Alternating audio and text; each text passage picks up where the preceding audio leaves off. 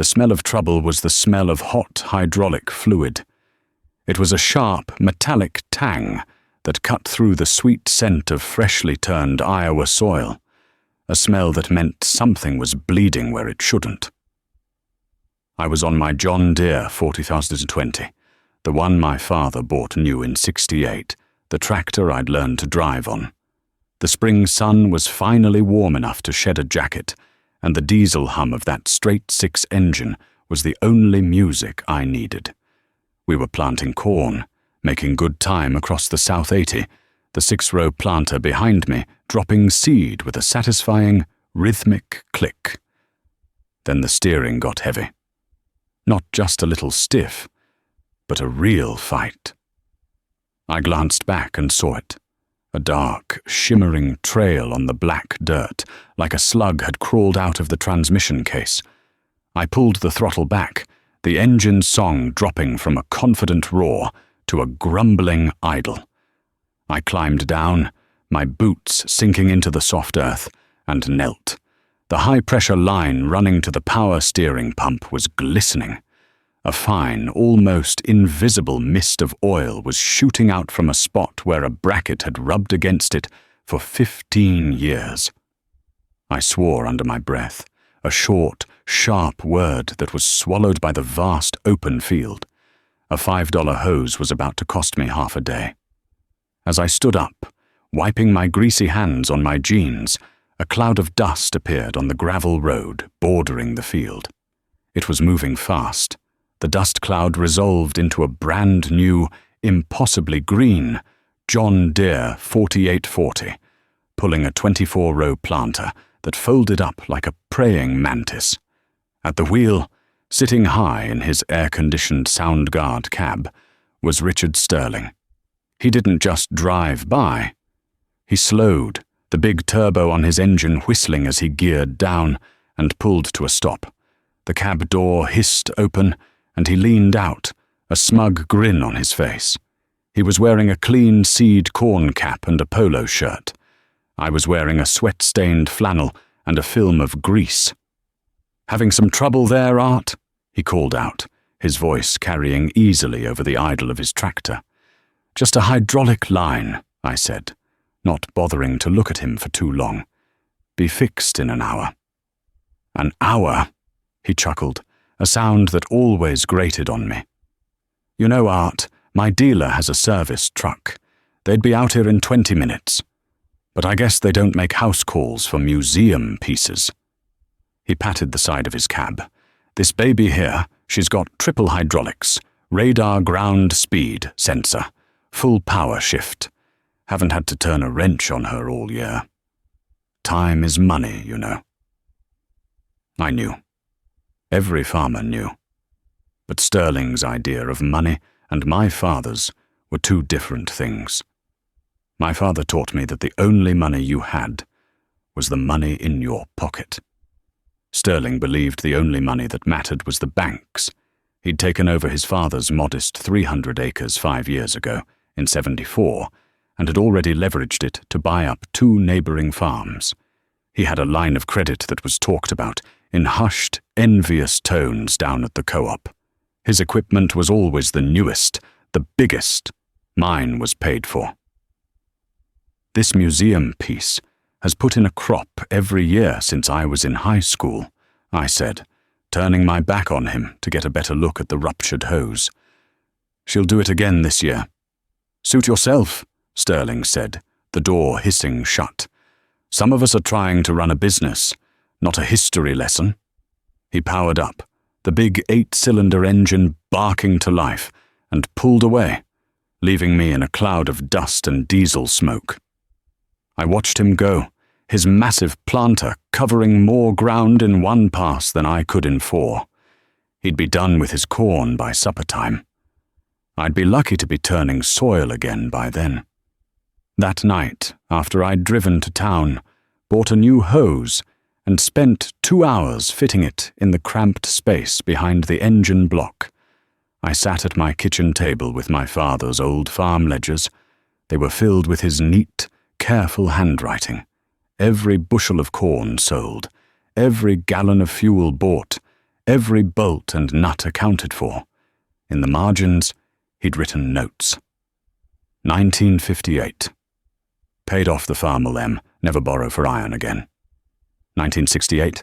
Bought the 40/20. Cash. A good year. I looked at the map of my own operation. 800 acres. Good, flat, black Iowa land. But the 40/20, as much as I loved her, was getting tired, and she was small for the ground I had to cover. Sterling was right about one thing. Time was money. A late planting could cost you 10 bushels an acre come harvest time. I needed more horsepower. I needed to cover more ground, faster. The answer, for men like Sterling, was simple. Go to the bank. John Deere and International Harvester had financing deals that made it seem easy. Low interest for the first year, easy payments. But I'd seen what happened when the grain prices dropped or a drought hit.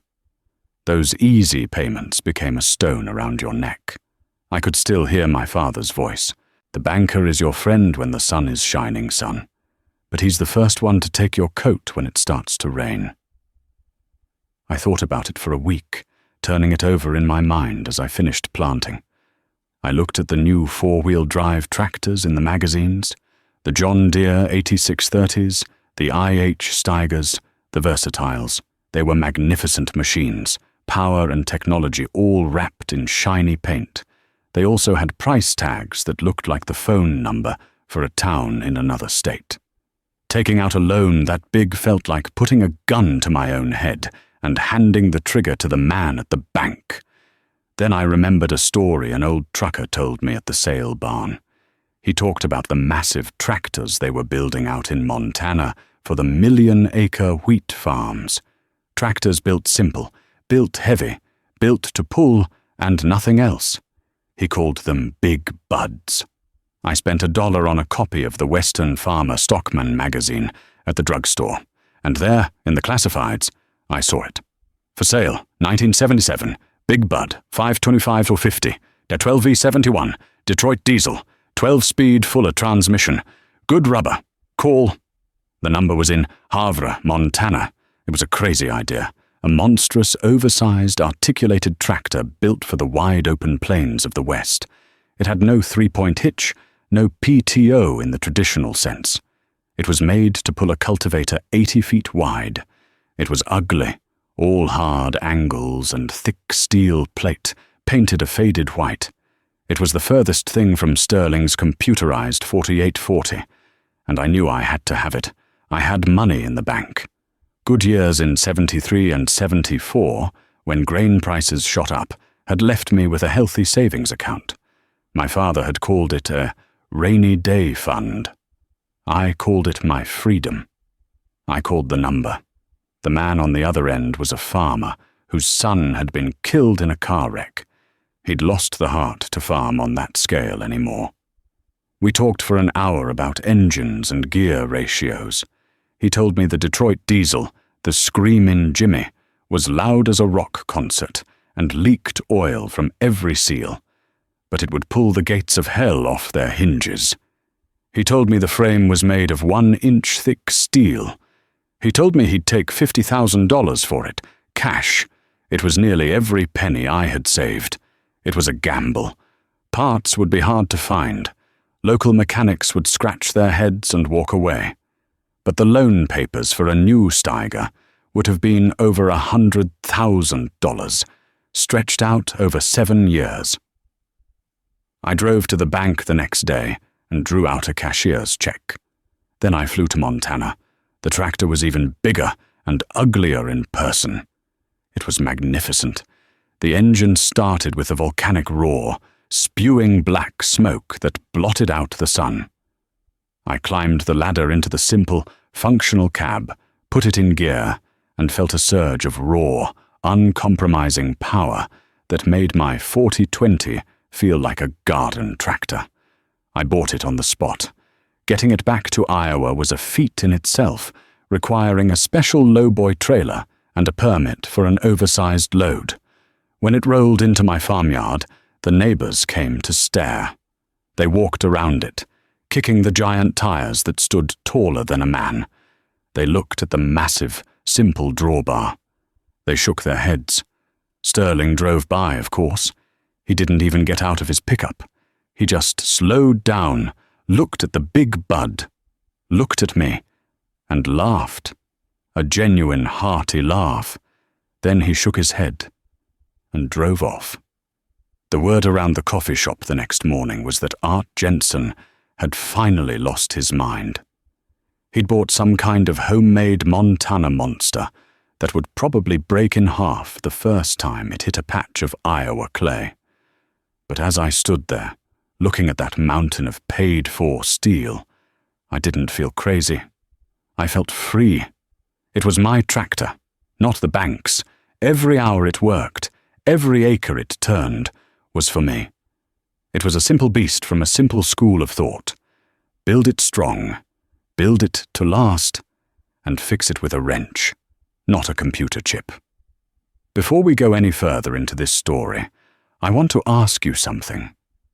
What was the most reliable piece of iron you or your folks ever owned?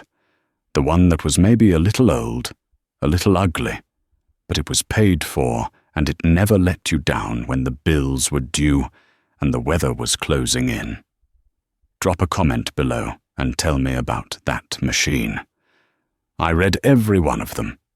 That first year with the big bud was a learning experience. The coffee shop profits were almost right. It wasn't built for our tight Iowa corners, and turning it around on the headlands took some getting used to. I didn't have any implement big enough to make it sweat, so I bought 2 old 24-foot International Harvester field cultivators at an auction and hired a local welder to fabricate a hitch that would let me pull them side by side. The result was a 48-foot wide swath of dirt being turned over at once. I could work down a field in a third of the time it took with the 40-20. The real test came with the repairs. The profits were right about that, too.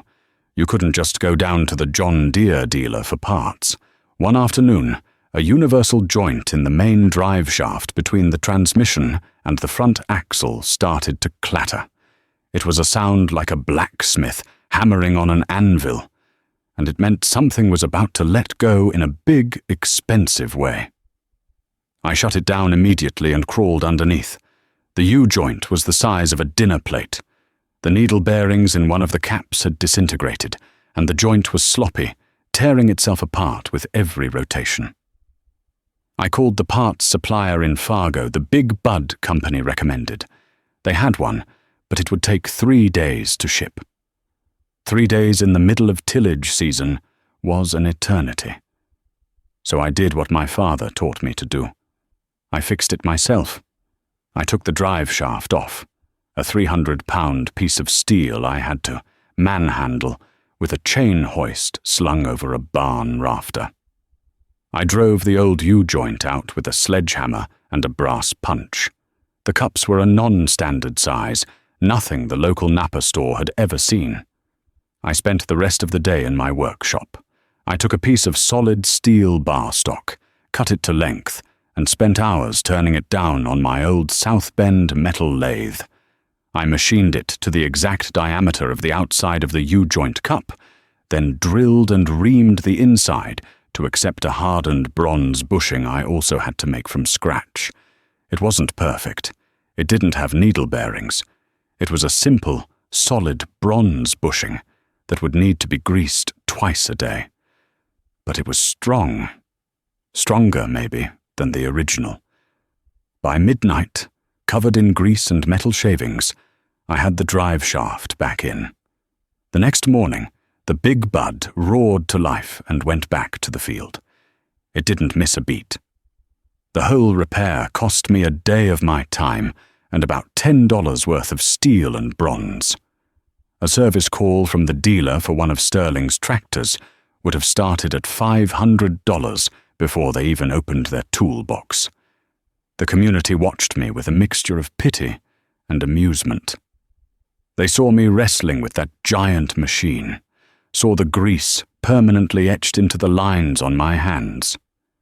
They saw me spending my evenings in the machine shed, welding and fabricating, while Sterling was at the country club making deals.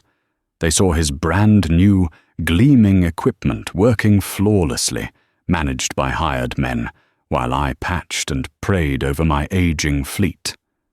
My yields weren't quite as high as Sterling's. He had the latest planter technology that ensured perfect seed placement, and he could afford to spray the newest, most expensive chemicals to keep the weeds at bay. I was still using my old 6-row planter and a mechanical cultivator for the first pass on weeds. My corn was clean, my beans were good, but I might give up 5 or 6 bushels an acre to his operation.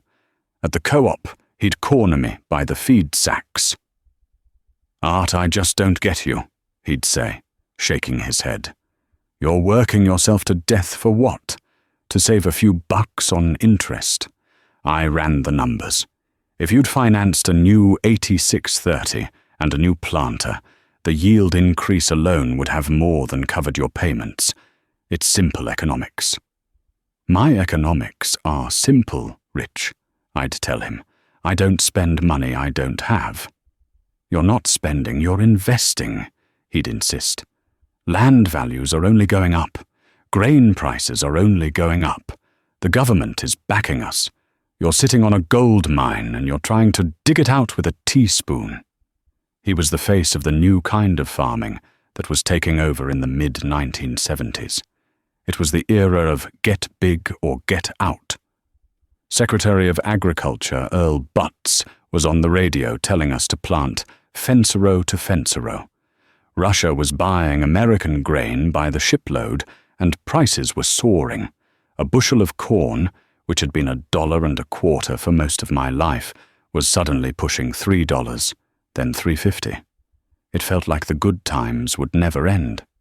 For men like Richard Sterling, it was a license to print money. With every jump in grain prices, the value of his land increased. With every increase in his land value, the bank was willing to lend him more money. He bought the old Miller place, another 400 acres, in '76. In '77, he bought the quarter section, south of me, that I'd always had my eye on. He didn't do it with cash. He did it with a handshake from the bank president, a man named Henderson who was always clapping him on the back. He tore down the old farmhouses and barns on the properties he bought, bulldozed the fence rows and windbreaks to make bigger, more efficient fields. His operation was a marvel of modern efficiency. A fleet of green and yellow machines moved across the landscape like an army. He built a massive grain handling facility with a new leg and 2 giant steel bins that dwarfed the old wooden cribs in the area. All of it financed, all of it predicated on the idea that the boom would last forever. I stuck to my guns. The good prices were a blessing, no doubt. In 1978, I had the best year of my life. The big bud performed like a champion, allowing me to get my crop in and out in perfect time. The weather cooperated. My bins were overflowing. The check from the elevator was the biggest I'd ever seen. The temptation was there, whispering in my ear. I could have used that check as a down payment. I could have bought that quarter section I wanted. I could have finally replaced the old Fortuner 20. I could have walked into the dealership and written a check for a brand new combine. Instead, I paid my operating loan off the day I sold the grain. I put a new steel roof on the main barn and poured a concrete floor in my machine shed. I bought a bigger chisel plow for the big bud, a 30-foot beast that the tractor could pull in 3rd gear without even dropping RPMs. And the rest of it, a very substantial amount, I put in the bank. Not in a checking account, but in certificates of deposit, CDs. The interest they paid was decent, and the money was safe. My neighbors thought I was a fool, a damn fool. Art Jensen could be farming 2,000 acres right now if he had any nerve, I heard one of them say at the diner. Instead, he's patching up that old barn. He's scared of success. Sterling just shook his head, when he saw me unloading the steel for the new roof. "You're thinking too small, Art," he said, leaning against his new Ford pickup. "You're playing checkers while the rest of us are playing chess." Maybe he was right. I felt a pang of doubt as I watched his brand new Gleaner N7 combine, with its revolutionary rotary design, chew through a field of beans in a single afternoon. It was a beautiful machine, but the thought of that much debt made my stomach clench. I went to the bank in the fall of '79 to roll over my CDs. Mr. Henderson, the bank president, called me into his office. He was a portly man with a gold watch and a tie that was always a little too tight. "Arthur, good to see you," he said, gesturing for me to sit. "Just signed off on some new financing for Rich Sterling. Another 2 combines and a grain truck. That young man is going places. He understands how to use capital to generate growth." He leaned back in his leather chair, steepling his fingers. "You know, I look at your accounts, and I see a lot of potential just sitting there. That money you have in CDs could be a down payment on the Erickson farm. It's coming up for sale. With your track record, we could finance the rest, no problem. You could double your acreage overnight." "I'm happy with where I'm at, Mr. Henderson," I said quietly. He sighed, a look of fatherly disappointment on his face. "You're your father's son, all right. Cautious. Too cautious for these times. You have to be aggressive to stay ahead." He shuffled some papers on his desk. "Now, about these CDs. We can roll them over for you. The interest rates are ticking up a bit. We're seeing 6–7% now. The Fed is trying to cool down this inflation we're having." He smiled, a reassuring banker's smile. "It's just a temporary thing, of course. Things will level out. In the meantime, you're earning a nice, safe return. But think about what I said, Art. Think about what that money could really be doing for you." I walked out of the bank into the crisp autumn's air. The leaves were turning, and the smell of harvest was thick on the wind. But I felt a chill that had nothing to do with the weather. "Ticking up a bit," he'd said. I looked up at the flag snapping in the breeze outside the courthouse. Something felt different. A change was in the air. A storm was coming. I didn't know how bad it was going to be, but I felt a deep, bone-bred certainty that it was better to face a storm in a house you owned than in one you were renting from the bank. The first sign of trouble wasn't a cloud of dust or the rumble of thunder. It was silence. In January of 1980, President Carter announced the grain embargo against the Soviet Union. The news came over the crackly AM radio in my machine shed, a place that was usually filled with the whine of a grinder or the sharp crack of a welder. But that day, I just stood there, a half-rebuilt planter unit in my hands, and listened. The next day, the price of corn at the co-op dropped 30 cents a bushel. It was the talk of the town. At the coffee shop, the mood was sour. Men who had been planning to trade for new pickups were suddenly talking about putting new tires on the old one. Sterling, of course, held court from his usual booth. "It's a political move," he announced to anyone who would listen, waving his coffee cup for emphasis. "The government won't let us hang out to dry. They'll make it right. Prices will be back up by spring planting. You watch." He seemed untroubled, but I saw the new tightness around his eyes. 30 cents a bushel wasn't a disaster for me. It hurt, sure, but my costs were low. For Sterling, with his massive debt load, 30 cents was the difference between profit and breaking even. It was a crack in the foundation of his empire, a hairline fracture that only I seemed to notice. That spring, the weather turned against us. A cold, wet April kept everyone out of the fields. The calendar pages flipped by, and the ideal planting window began to shrink. When it finally dried out enough to work, it was a mad dash. The big bud earned its keep then, pulling that 48-foot cultivator day and night. I'd run it for 12 hours, catch 4 hours of sleep, and my part-time hired man, a retired farmer named Gus, would run it for another 12. We covered 800 acres of ground in 4 days. The old 40-20 followed right behind with the planter. We were done, corn in the ground, by the 2nd week of May. Sterling, with his bigger acreage, was in a tougher spot. His army of equipment was formidable, but it was also complex. I was heading home one evening, mud-splattered and exhausted, when I saw one of his new 48-40s sitting silent in the middle of a field, its lights on, illuminating the cab where 2 men in dealership coveralls were hunched over the dash. I saw Sterling standing beside the tractor, arms crossed, staring at the ground. He didn't even look up as I drove by. The next morning at the co-op, the story was out. A microprocessor that controlled the transmission's power shift had failed.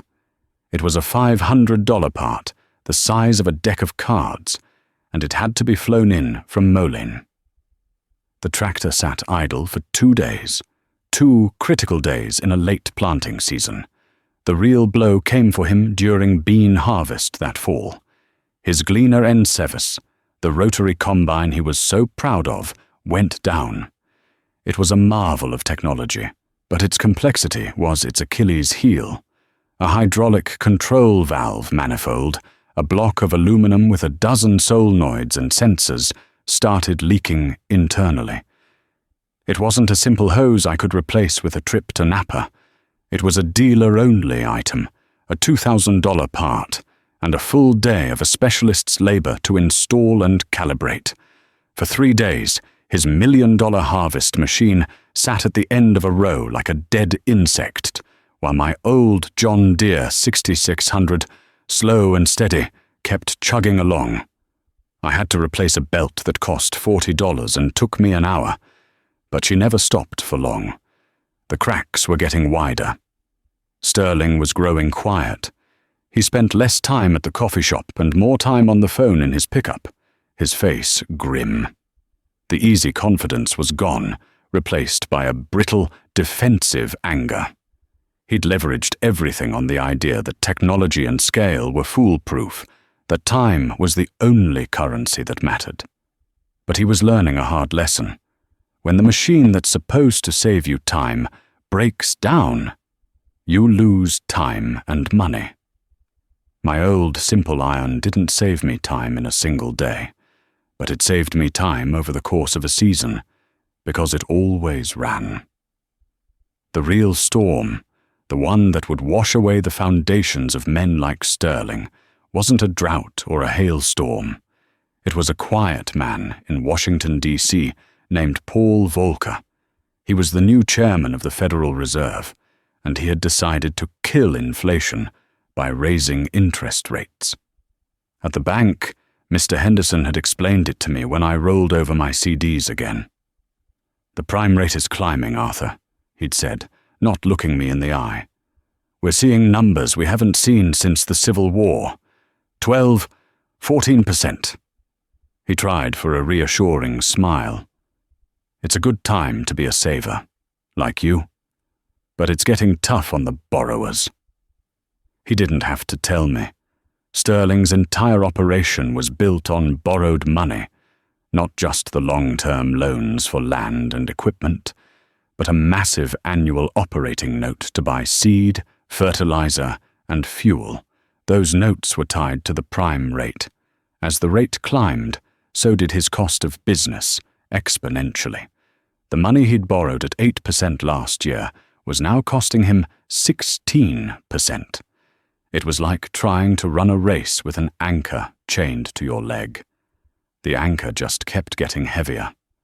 By the spring of 1981, the mood in our county had changed from worried to scared. The price of corn was stagnant, but the cost of everything else was exploding.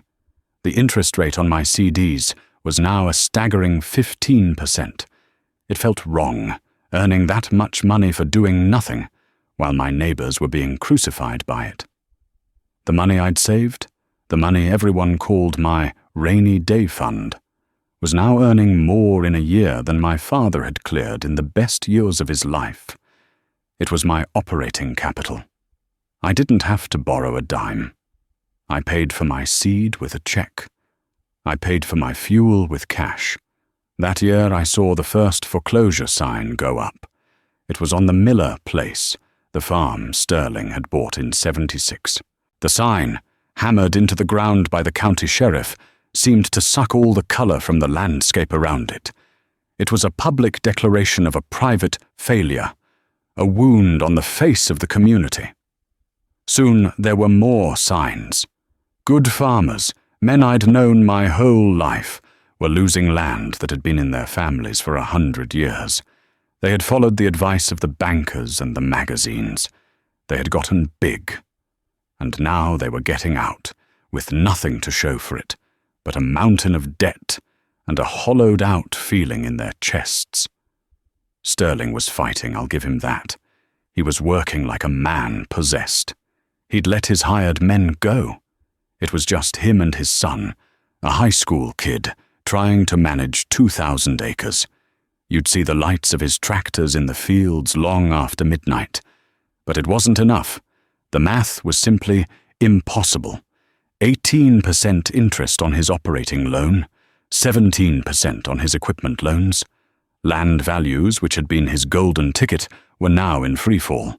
Land that had been appraised at $3,000 an acre in 1979 was now struggling to fetch $1,500. His net worth was evaporating. The bank, his great friend and partner, was now his executioner. I saw him at the parts store one afternoon. He was at the counter, arguing with the manager over the price of a set of disc blades. His face was pale and thin, his polo shirt stained with grease. He looked 10 years older than he had 2 years before. He saw me, and for a moment the old arrogance flared. "Still running that museum, Art?" he asked, his voice rough. "She's running," I said quietly. He just shook his head and turned away, his shoulders slumped. He paid for the blades with a check, and I saw his hand tremble slightly as he signed it. The swagger was gone. All that was left was a tired, scared man trying to hold back a flood with his bare hands. The final act came in the fall of 1982. A notice was posted in the paper and at the courthouse. An auction, the property of Richard Sterling, all farm equipment, tools and grain bins. Then, the land. All 2,000 acres to be sold in separate parcels. The day of the auction was cold and grey, a classic Iowa November day that matched the mood of the crowd. The entire community was there, not in celebration, but in mourning. They walked among the rows of gleaming John Deere equipment, the paint barely faded, the tires still deep with tread. It was a magnificent fleet, a testament to a grand ambition. And it was all being sold to the highest bidder for pennies on the $1. Farmers from 2 states away had come, vultures circling a kill. I saw Sterling standing by the porch of his house, the one he'd built just 5 years earlier.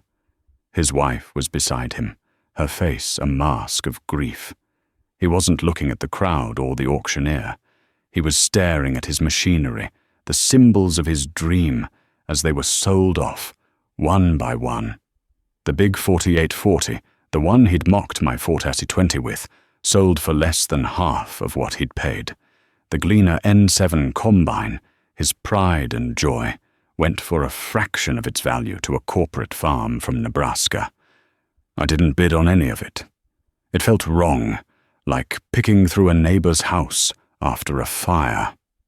I stood at the back of the crowd, my hands in my pockets, just watching.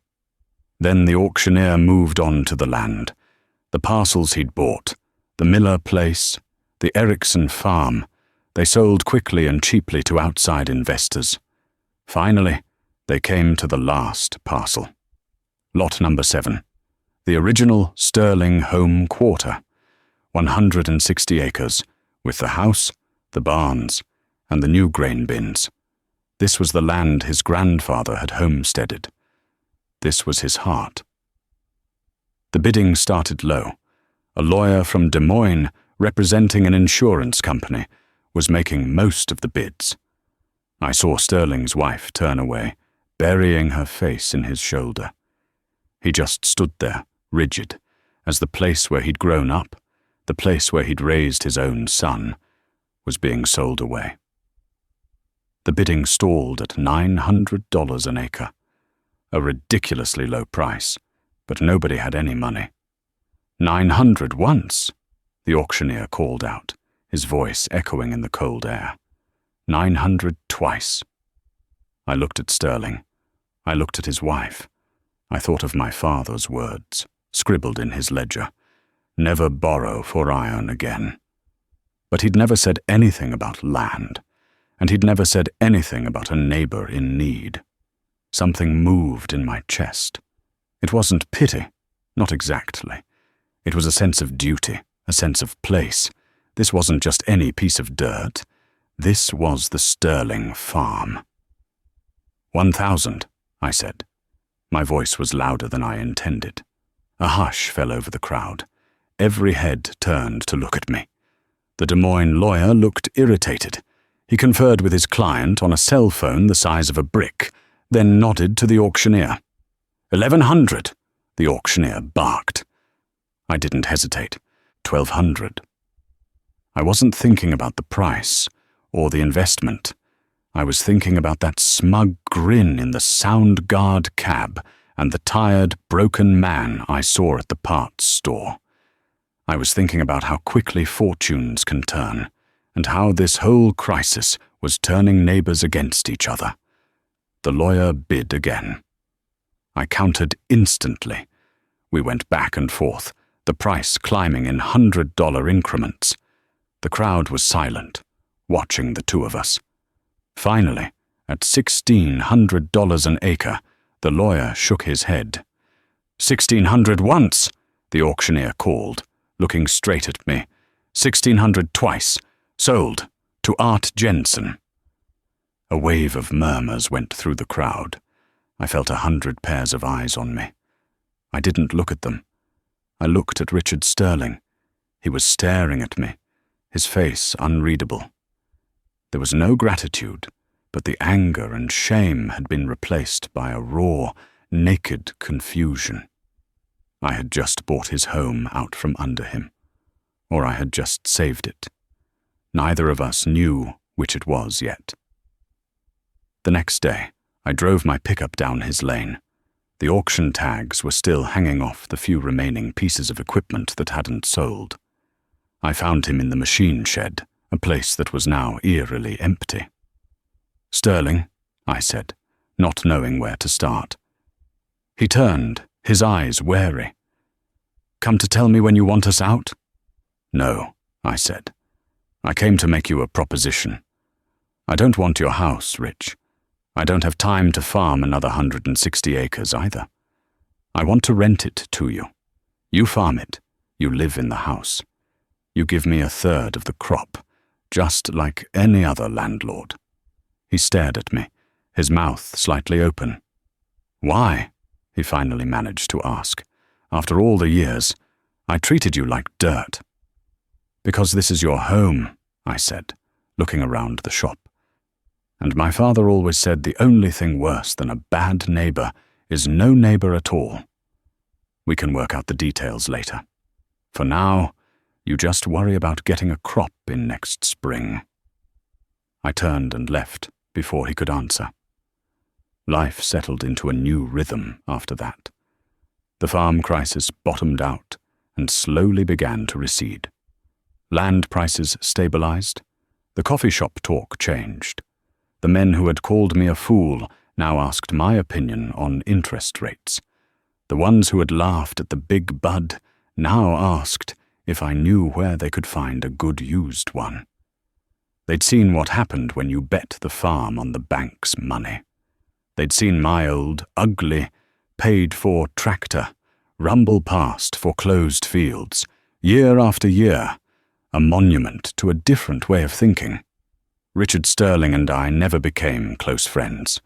There was too much history for that. But a quiet, deep respect grew between us. He was a good farmer, a damn good farmer, once the burden of debt was lifted from his shoulders. He farmed his home quarter, and he did custom work for me and other neighbors with the small, used equipment he managed to buy. He was humbled, but not broken. In a way, losing everything had saved him. Years passed. The 1980s gave way to the 90s. My son David came back to the farm after college. He had my father's hands and my quiet way of looking at things. I started turning more of the operation over to him. One afternoon, I found him in the machine shed, standing in front of the big bud. It was faded and scarred now, its white paint chipped, its steel stained with the dirt of 20 seasons. But it was still a magnificent beast. "Dad," he said, running a hand over one of the giant tires. I was looking at the new tractors online. They've got GPS auto-steer, climate control, computer monitors that track every seed. They say they can increase yields by 10%. I nodded, leaning against the workbench. "I'm sure they can," I said. "This old thing. She's an antique." "That she is," I agreed. "But let me show you something." I walked him over to my office and pulled out the old ledgers. My father's, and now mine. I opened my ledger to the page from 1978, when I bought the tractor. I showed him the cashier's check. $50,000, paid in full. Then I showed him the pages from 1982, the year of the auction. I showed him the interest I'd earned on my savings and the check I'd written for the Sterling quarter. No loans, no co-signers. "That new tractor," I told him, "costs $300,000. You can get a loan, sure. The payments will be $5,000 a month for 7 years. It'll work fine for a few years. Then a sensor will go out, and it'll cost you $1,000 for a service call. The GPS subscription will be $500 a year. The software will need an update. And all that time, every month, you'll be sending that check to the bank. You won't own it. It will own you." I pointed out the window, toward the big bud. "That tractor out there. She asks for nothing but fuel, oil, and grease. When she breaks, we fix her, right here in this shop, with our own hands. Every dollar she earns is ours. She's not just a machine, David. She's freedom. The freedom to survive a storm. The freedom to help a neighbor. The freedom to pass this farm on to your own kids, free and clear." He was quiet for a long time, looking at the numbers in the ledger. Finally, he looked up at me, and I saw he understood. He saw the whole story there, written in columns of ink. I still farm, though David does most of the heavy work now. The old John Deere 420 is semi-retired, used mostly for light jobs around the yard. But I still start her up now and then, just to hear that straight six sing. And on a clear spring morning, when the soil is just right, I'll climb the ladder into the cab of the big bud. The Detroit diesel still starts with a volcanic roar that shakes the whole barn. I'll throttle her up, ease out the clutch, and feel that raw, simple power surge through the frame. Out in the field, with the smell of diesel and turned earth filling the air, I look out over the land. My land. Paid for. And I know my father would be proud. It's not the biggest farm in the county. But it's ours. And it's built to last.